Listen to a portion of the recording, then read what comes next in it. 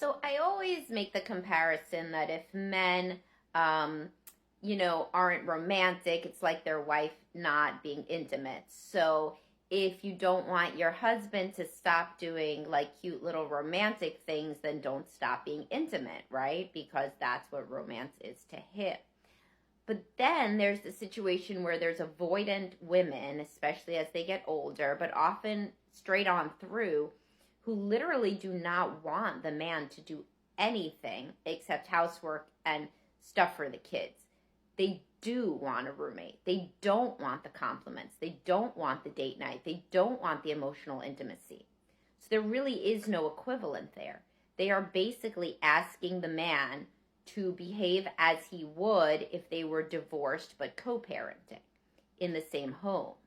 And so in those situations, everything breaks down because this avoidant partner, especially if she also has no sex drive at all, then she doesn't want him to do anything directly for her.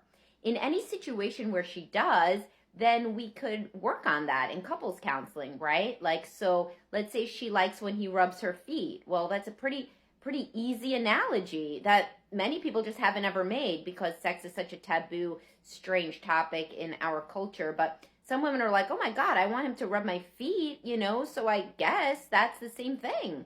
And really, like, it's a shock because usually they think about sex as this like strange sacred space that is analogous to nothing. It's very strange. You know, kind of, that's like kind of born of purity culture type of stuff, or even just sex negativity.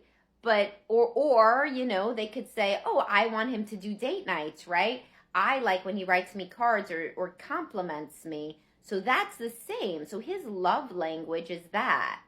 This is why I have so much stuff on that acts of service and physical touch are opposite love languages, but only when the woman only wants acts of service, right?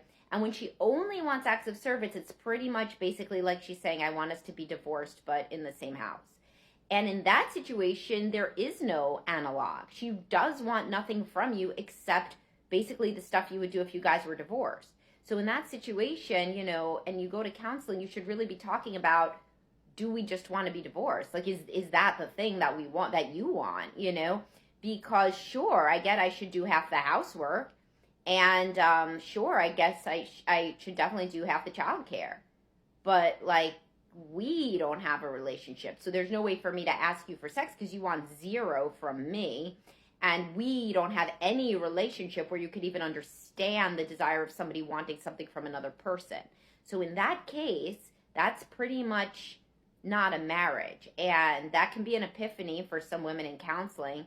But, you can't really go on like that and be in a healthy relationship. I mean, it isn't a relationship.